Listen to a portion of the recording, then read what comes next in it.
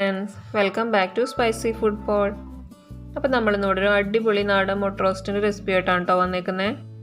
മുട്ട റോസ്റ്റൊക്കെ എല്ലാവരും വീട്ടിലുണ്ടാക്കുന്നത് തന്നെയാണ്. എന്നാലും നമ്മൾ കുറച്ചും കൂടി കാര്യങ്ങൾ ശ്രദ്ധിച്ചു കഴിഞ്ഞാൽ നമുക്കൊരു അടിപൊളിയായിട്ടുള്ള മുട്ട റോസ്റ്റ് തന്നെ നമുക്ക് വീട്ടിൽ റെഡിയാക്കി എടുക്കാം കേട്ടോ. ഇത് നമ്മുടെ പത്തിരിക്കും ചപ്പാത്തിക്കും വെള്ളയപ്പത്തിനൊക്കെ നല്ലൊരു കോമ്പിനേഷൻ തന്നെയാണ്. അപ്പോൾ നമുക്ക് കണ്ടു നോക്കാം. അതിനായിട്ട് ഞാനിവിടെ മസാല റെഡിയാക്കാനായിട്ട് തുടങ്ങുകയാണ്. അതിനായിട്ട് ഞാനൊരു 6 അല്ലി വെളുത്തുള്ളിയും ഒരു ചെറിയ കഷ്ണം ഇഞ്ചിയും ഞാൻ ഇട്ടെടുക്കുന്നുണ്ട് കേട്ടോ മിക്സിയുടെ ജാറിലേക്ക്. കൂടെ തന്നെ 1 ടീസ്പൂണോളം പെരിഞ്ചീരകം ഇട്ട് കൊടുക്കുന്നുണ്ട്. പിന്നെ മുഴുവനായിട്ടുള്ള കുരുമുളക് ഇട്ട് കൊടുക്കുന്നുണ്ട്. പിന്നെ ഒരു 5-8 ചെറുള്ളി നന്നാക്കി വെച്ചതാണ്, അതും കൂടി ഇട്ട് കൊടുത്തിട്ട് നന്നായിട്ടൊന്ന് മിക്സിയിൽ അരച്ച് കൊണ്ടുവരാം കേട്ടോ.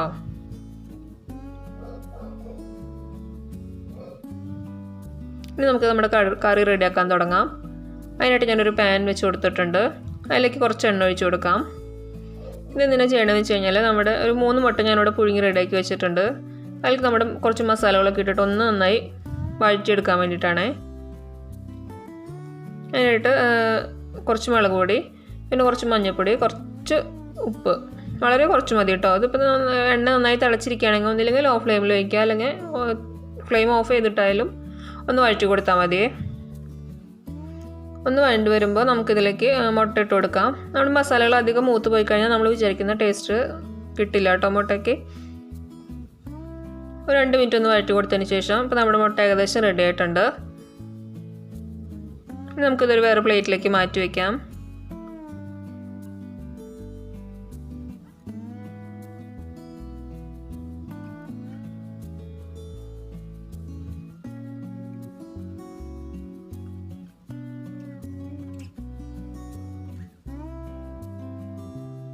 ഇങ്ങനെ ഈ പാനൊന്ന് തുടച്ചു കൊണ്ടുവന്നിട്ടുണ്ട്.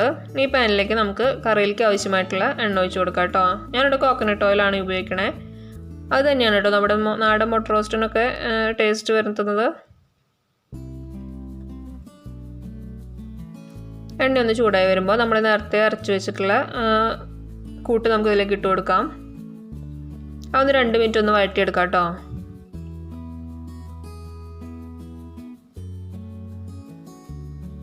2 മിനിറ്റ് ഒന്ന് വഴണ്ട് വന്നിട്ടുണ്ട്. ഇനി നമുക്കിതിലേക്ക് ഒരു 3 മീഡിയം സൈസ് സവോളയാണ് കേട്ടോ ഞാൻ എടുത്തേക്കണേ. അത് നന്നായിട്ട് നൈസായിട്ട് അരിഞ്ഞേക്കുന്നതാണിത്. അത് നമുക്ക് പാനിലേക്ക് ഇട്ട് കൊടുക്കാം. ഇത് വഴണ്ട് വരാനായിട്ട് നമുക്കിതിലേക്ക് കുറച്ച് ഉപ്പും കൂടി ഇട്ട് കൊടുക്കണം കേട്ടോ. അങ്ങോട്ട് ഇട്ട് കൊടുത്തിട്ട് ഒരു മീഡിയം ഫ്ലെയിമിൽ വെച്ചിട്ട് അത് നല്ലൊരു ഗോൾഡൻ കളറാവുന്നത് വരെ ഒന്ന് ഇളക്കി കൊടുക്കണേ.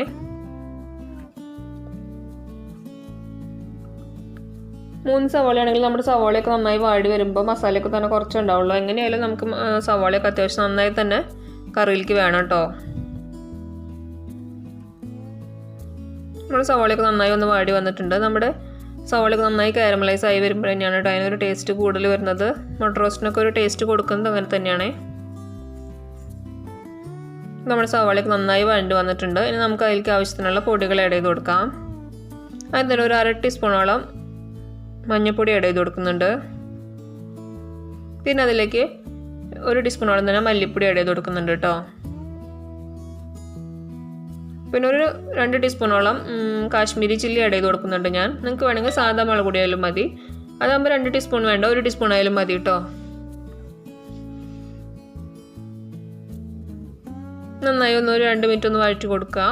ആ മസാലകളുടെയൊക്കെ ഒരു റോ സ്മെല്ല് മാറുന്ന വരെ ഒന്ന് വഴറ്റി കൊടുക്കണം കേട്ടോ. അപ്പോൾ നല്ലൊരു മണമൊക്കെ വരുന്നുണ്ട്. ഇനി നമുക്കിതിലേക്ക് തക്കാളി, ഒരു മീഡിയം സൈസ് തക്കാളി, നല്ല പഴുത്ത തക്കാളിയാണ്, അത് ചെറുതാക്കി അരിഞ്ഞു വെച്ചത് അതിലേക്ക് ഇട്ട് കൊടുക്കാം കേട്ടോ. കൂടി തന്നെ കുറച്ച് പച്ചമുളകും, 3 പച്ചമുളകുണ്ട്, അതൊന്ന് ചെറുതാക്കി അരിഞ്ഞെടുത്താണ്.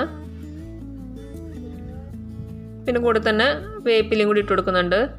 ഒന്ന് ഇളക്കിയിട്ട് നമുക്ക് ലോ ഫ്ലെയിമിൽ വെച്ചിട്ട് ഒന്ന് മൂടി വെച്ച് വേവിക്കാം കേട്ടോ തക്കാളി.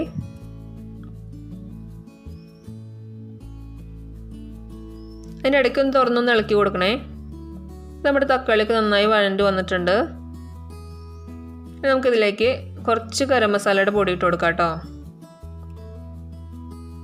മുട്ട റോസ്റ്റിനൊക്കെ മസാലകൾ കുറവ് മതി, എന്നാൽ തന്നെ അതിൻ്റെ ടേസ്റ്റ് ഉണ്ടാവുള്ളൂ. മസാലയുടെ കുത്തധികം വന്നു കഴിഞ്ഞാൽ നമ്മൾ വിചാരിക്കുന്ന ടേസ്റ്റ് കിട്ടില്ല കേട്ടോ മുട്ടക്കറിക്ക്. ഇനി നമുക്കിതിലേക്ക് ഒരു ഗ്ലാസ് വെള്ളം ഒഴിച്ച് കൊടുക്കാം. നന്നായി ചൂടാക്കിയിട്ടുള്ള വെള്ളമാണ് കേട്ടോ ഒഴിച്ച് കൊടുക്കേണ്ടത്. ഈ സമയത്ത് നമ്മൾ പച്ചവെള്ളം ഒഴിച്ച് കൊടുത്തു കഴിഞ്ഞാൽ അതിൻ്റെ ടേസ്റ്റ് കിട്ടില്ല. നന്നായി തിളച്ച വെള്ളം തന്നെ ഒഴിച്ച് കൊടുക്കണേ. ഇപ്പോൾ നമ്മൾ വെള്ളവും മസാലയും ഒക്കെ നന്നായി മിക്സായിട്ട് വന്നിട്ടുണ്ട്. ഈ സമയത്ത് നമ്മൾ ഇതിലേക്ക് വേണ്ട ഉപ്പും മസാലകളൊക്കെ ഒന്ന് ടേസ്റ്റ് ചെയ്ത് നോക്കണേ. എനിക്കിപ്പോൾ ഇതിൽ ഉപ്പ് ഇത്തിരി കുറവാണ്, അപ്പോൾ ഞാൻ ഇത്തിരി ഉപ്പിട്ട് കൊടുക്കുന്നുണ്ട് കേട്ടോ. അവിടെ ഒന്ന് വഴണ്ട് വന്നതിന് ശേഷം നമുക്ക് നമ്മൾ നേരത്തെ റെഡിയാക്കി വെച്ചേക്കണ മുട്ട ഇതിലേക്ക് ഇട്ട് കൊടുക്കാം. കൂടി ഇട്ട് കൊടുത്തിട്ട് ഒരു 5 മിനിറ്റ് ലോ ഫ്ലെയിമിൽ നന്നായിട്ടൊന്ന് കുക്ക് ചെയ്തെടുക്കാം കേട്ടോ. മുട്ടയിലേക്കൊക്കെ നന്നായി മസാലയൊക്കെ പിടിച്ച് നല്ല എണ്ണയൊക്കെ തെളിഞ്ഞ് നല്ല കറിയായി വരുന്നത് വരെ നമുക്കൊന്ന് വെയിറ്റ് ചെയ്യാം. അപ്പോൾ നമ്മുടെ കറിയൊക്കെ അടിപൊളിയായിട്ടുണ്ട്. എണ്ണയൊക്കെ തെളിഞ്ഞ് നല്ല ബ്രൗൺ കളറായിരിക്കുന്നുണ്ട് കേട്ടോ. ഈ സമയത്ത് നിങ്ങൾക്ക് വേണമെങ്കിൽ കുറച്ചൊരു തരി ടേസ്റ്റ് ബാലൻസ് ചെയ്യാൻ വേണ്ടി മാത്രമായിട്ടൊരു തരി പഞ്ചസാര അങ്ങനെ ആഡ് ചെയ്ത് കൊടുക്കാം. ഞാനിപ്പോൾ ആഡ് ചെയ്ത് കൊടുക്കുന്നില്ല കേട്ടോ. ഞാനിപ്പോൾ അവസാനമായിട്ട് കുറച്ച് കറിവേപ്പില കൊണ്ട് ആഡ് ചെയ്തെടുക്കുകയാണ്. നമ്മുടെ കറി റെഡി ആയിട്ടുണ്ട്. ഇളക്കിയെടുത്ത് കഴിഞ്ഞാൽ നമ്മുടെ കറി റെഡി ആയിട്ടുണ്ട് കേട്ടോ.